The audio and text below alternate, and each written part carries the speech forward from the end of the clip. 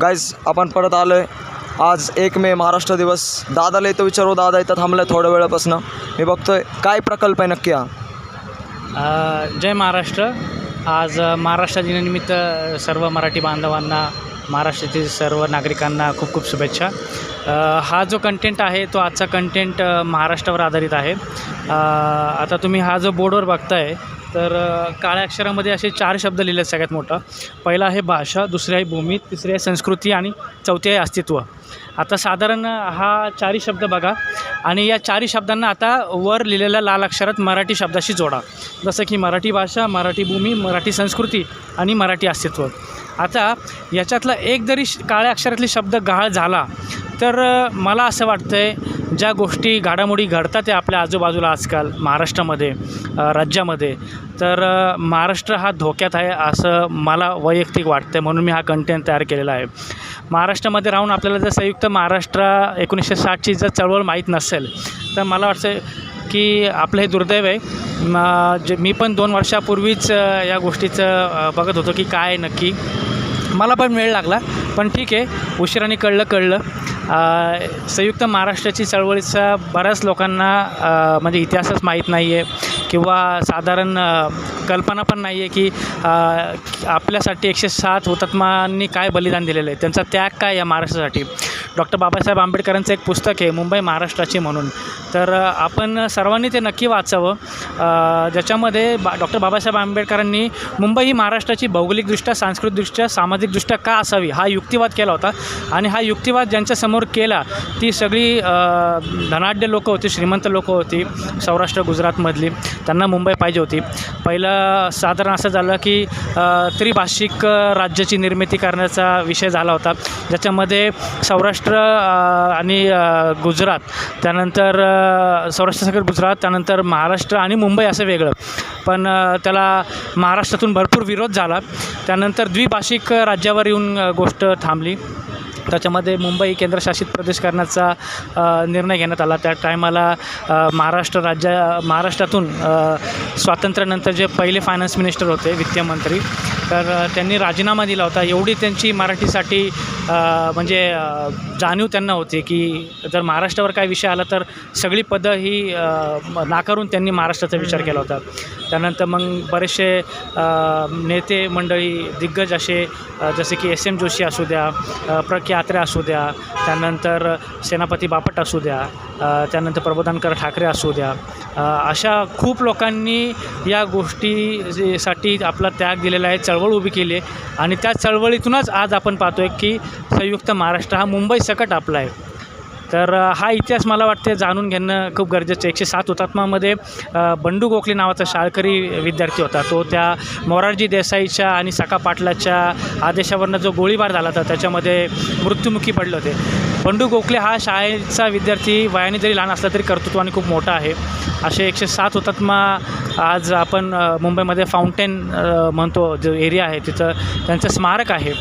तर मला असं वाटतं आहे की फक्त मुंबईचाच विषय नाही की मुंबईच्याच लोकांनी हा विचार करू नये. संबंध महाराष्ट्रातला विदर्भ, मराठवाडा, पश्चिम महाराष्ट्र या सगळ्या येथील लोकांनी संयुक्त महाराष्ट्राचा अभ्यास करणं खूप गरजेचं आणि काळाची गरज आहे. धन्यवाद. मला असं वाटतं की आता वेळ आली आहे की महाराष्ट्राचं प्रबोधन हे पहिल्यासारखंच होणं गरजेचं आहे, होत आहे.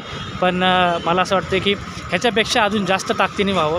लहान मुलांनासुद्धा याच्यामध्ये इतिहास जाणून घेणं, आईवडिलांनी त्यांना तो इतिहास सांगणं खूप काळाची गरज आहे असं मला वैयक्तिक वाटतं. अजून एक प्रश्न विचारायचा मला. आता जे बिहारी व आउटसाईड जे पुण्यामध्ये येतात त्यांनी जे मुंबईचं केलं आहे, आता ते पुण्यात न होण्यासाठी आपण काय करायला पाहिजे? मला असं वाटतं की जेव्हा जर आपल्या राज्यातील मुलं परदेशात शिक्षणाला जातात, जॉबनिमित्त जातात, समजा तुम्ही इटलीमध्ये गेला, तुम्ही इटालियन शिकता, तुम्हाला मॅन्डेटरी आहे, तिथं तुम्हाला शिकावंच लागतं, पर्याय नाही तुम्हाला. जर्मनीमध्ये जाता, तुम्हाला जर्मनच्या लेवल 1 लेवल 2 शिकावं लागतात.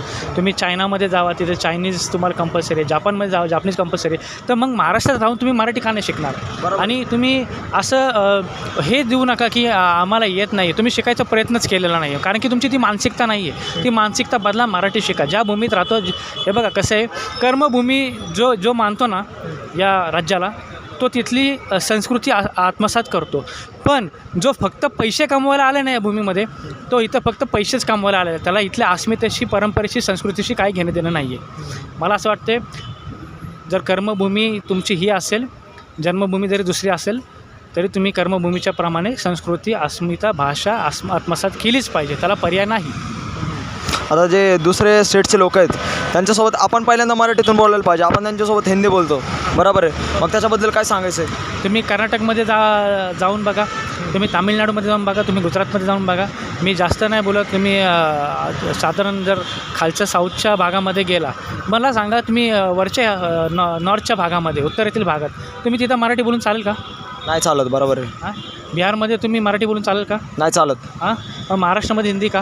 बरोबर. तुम्ही मराठीमध्ये बोला ना, प्रयत्न करा ना. तुम्हाला अडवले कोणी? आणि पैसे पडतात का मराठीत बोलायला?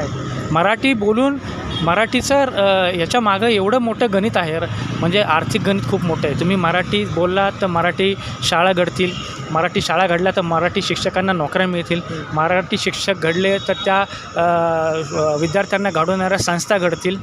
हे अर्थकारण समजून घ्या. मराठीचं खूप मोठं आहे. त्यामुळं मराठी फक्त भाषा नाही, मराठी हे अर्थकारण, हे तुमचं समाजकारण आहे. त्यामुळं मराठी येणं गरजेचंच आहे. आणि जे आजकालचं जे आपलं इन्फ्लुएन्स आहे ते इंग्लिश शाळेमध्ये, त्यांना इंग्लिश शाळेमध्येच घालायचं आहे, तर त्याच्याबद्दल काय वाटतं आहे? आता मी हे सगळं सांगितल्यानंतर मी सांगतो, माझा पण मुलगा इंग्लिश मिडियममध्ये आहे.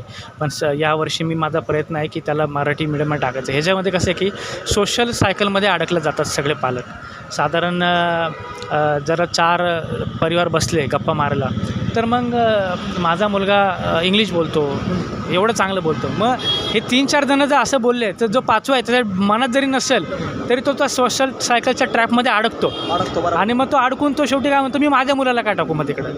तर मला असं वाटते की इंग्लिश येणं हे गरजेचंच आहे, काळाची गरज आहे. पण त्याच्याबरोबर तुम्ही मातृभाषा पण शिकली पाहिजे. मातृभाषेतलं शिक्षण जे घेता, मला वाटतं ते घेतल्यानंतर तुम्हाला बाकीच्या लँग्वेज शिकणं एकदम सोपं आहे, कारण की तुमची अंडरस्टँडिंग क्लिअर आहे. त्यामुळं मातृभाषा असली पाहिजे. आणि दुसरी गोष्ट की आजकाल मी बघतो आहे CBSE ICSE बोर्डमध्ये, ठीक आहे, सरकार जो निर्णय घेईल तो घेईल, पण मराठी ही सक्तीचीच पाहिजे. मराठी ही शिकलीच पाहिजे, कारण की घरातली बोलीभाषा आणि शाळेतली शिकवायची भाषा जर वेगळी असली तर ना घरकांना घाटका अशी अवस्था झाली आहे. म्हणजे माझ्या घरातली बघतो मी, ती अवस्था झालेली आहे. गाईज बघा, आता आपण बाहेरच्या स्टेटमध्ये जर आपण धंदा टाकला, तुम्ही जर बिहारला धंदा टाकला, तर मग ते लोक तुमची मराठी समजून घेणार आहेत का? या गोष्टीचा तुम्ही पहिला विचार करा. आणि त्याच्यानंतर ते लोक येऊन महाराष्ट्रात जर हिंदी बोलत असलं तर तुम्ही त्यांना मराठीच बोलायला लावा कंपल्सरी. कारण की महाराष्ट्र म्हणजे छत्रपती शिवाजी महाराजांची भूमी आहे आणि त्याच्यामध्ये आपण मराठीच बोलणार, कारण की मराठी सर्वप्रथम आहे. बरोबर दादा? शिवाजी महाराजांनी राज्य व्यवहारकोश लिहून घेतला होता मराठीचा. आणि जेव्हा तो इंग्रजाचा सीन होता, शिवाजी महाराज म्हणलेले तू मराठी शिक, तू माझी भूमी आहे, माझा देश आहे, माझा धर्म आहे. बरोबर नाही याच्याबद्दल? हो, राज्य व्यवहारकोश लिहून घ्यायचा तोच विषय होता की आपण म्हणजे बाकीच्या सल्तनतच्या भाषेमध्ये का पत्रव्यवहार करायचा. आपले स्वराज्य तर आपली भाषा. मराठीचा फक्त अभिमान बाळगा. आणि लास्टला दादाला म्हणतो, जय शिवराय, जय शंभूराजे. जो प्रकल्प करतोय तो खूप चांगला आहे. जय महाराष्ट्र सर्वांना. पुन्हा एकदा महाराष्ट्र दिनाच्या खूप खूप शुभेच्छा. थँक्यू दादा, धन्यवाद. भेटून चांगलं वाटलं. या